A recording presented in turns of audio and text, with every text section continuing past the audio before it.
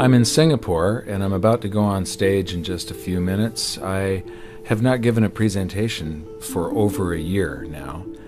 I was in a little fender bender a while back, and so I took a little bit of time off. There's this sense of urgency now. The global dollar standard was put in place by a series of accidental events that were very fortunate for the United States because it gave us an advantage over the rest of the world. But our politicians over the past decade or so have abused this privilege as though it was their birthright. And now the rest of the world are turning their backs on the US dollar standard. This is going to cause a financial calamity the likes of which we've never seen before, and it's going to be devastating for most people. I don't want this to happen, but the damage has already been done. So I'm going around trying to alert people and show them how they can protect themselves and turn this into a great opportunity for themselves. There's always one result from what we are doing right now, expanding the currency supplies all over the planet. There's one result, and that is higher gold and silver prices. I love America, at least the America that the Founding Fathers created, and I'm hoping that people get interested in this so that they'll see that what made America great is the answer to our problems, to get back to free markets, free people, and sound money. Our own history proves that this is the road to maximum prosperity. We are entering a period of financial crisis that is the greatest the world has ever known. The wealth transfer that will take place during this decade is the greatest wealth transfer in history. Wealth is never destroyed, it is merely transferred, and that means that on the opposite side of every crisis there is an opportunity. The great news is that all you have to do to turn this crisis into your great opportunity is to educate yourself. I believe that the best investment that you can make in your lifetime is your own education. Education on the history of money, education on finance, education on how the global economy works, education on how all of these guys, the central bankers, the stock market, how they can cheat you, how they can scam you. If you learn what is going on and how the financial world works, you can put yourself on the correct side of this wealth transfer.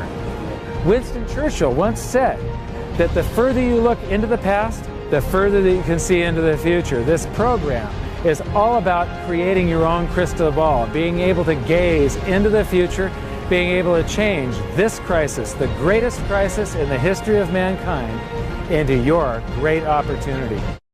Donald Trump says gold is better than cold, hard cash. Donald Trump is renting out the 50th floor of 40 Wall Street for 10 years to APMEX, American Precious Metals Exchange, and accepting 3 32-ounce gold bars as a security deposit. Well, sadly, we all know what's happening to the dollar. The dollar is going down, and it's not a pretty picture, and it's not being sustained by proper policy and proper thinking. This was an opportunity, and maybe an opportunity to show people what's happening with the dollar so that we can do something about it. Mr. Trump is also ready to keep doing business in gold.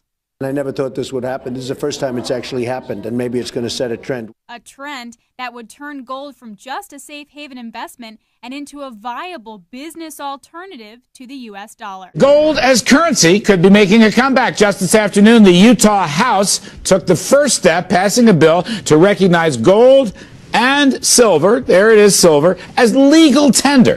This is something we have not seen in the USA in nearly 80 years. Utah may be just the first of 13 states moving forward with similar legislation. It is the first gold vending machine, and it's actually in a local mall. News Channel 5's Liz Nunez explains. Got any spare change, like maybe a few $100s worth? How about a gold bar from a vending machine? I think it's great. I'm trying to push her into letting me buy one for somebody. Milton and Florence Schneider are the first people in the entire country to get their hands on the gold. Who do you want me to give it to? Give it to you? The gold-to-go vending machines are already a hit in Europe, but this one in the Town Center Mall in Boca Raton is the only one in the U.S. We seen the commotion and we're like, what's going on here? What is this? And then they unveiled it and it said gold ATM machine, but I never knew that they could make it into an ATM.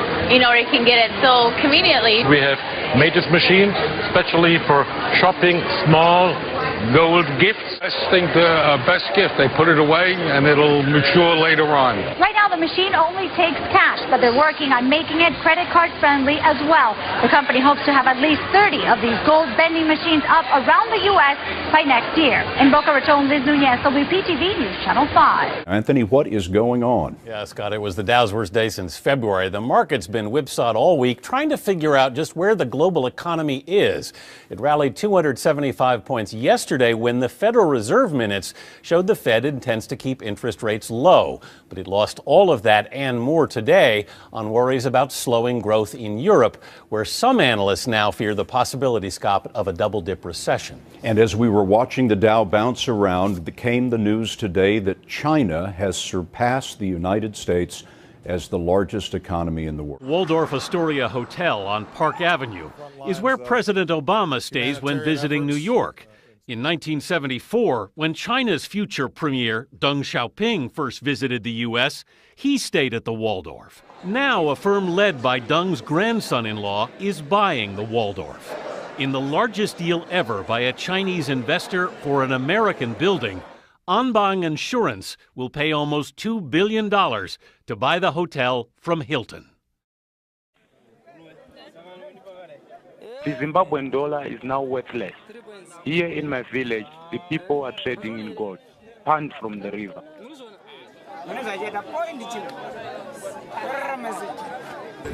If you need cooking oil, you have to exchange with gold. If you need melamine, you have to exchange it with gold. If you need soap, you have to change with gold. Everything is gold, no Zimbabwean dollar. Gold and silver is God's money. It's money made by God. And then in 1971, the U.S. government under President Nixon took God's money and turned it into man-made money. Never in the history of the world has this ever happened. In 1971, the U.S. and Nixon convinced the entire world to replace gold and silver with paper money. This stuff. Cash is trash. They already know. The European Union. Okay. So if you could buy gold now, you buy it. But you want to get as much as possible and lock it down. You want to keep it. Don't sell it.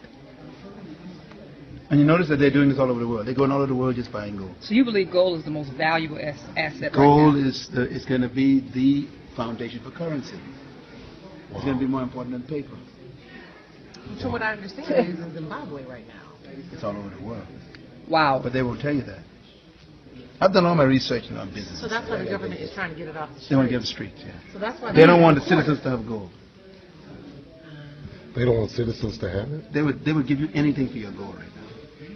You could deal. Just giving it away. People just giving it away. In the Bahamas, I told them on the radio the other day, you know, they got the same thing. They buy it from all the islands. Every island you go and try to give it to gold. They want all the gold to be in Fort Knox. All. They don't want no gold on the streets.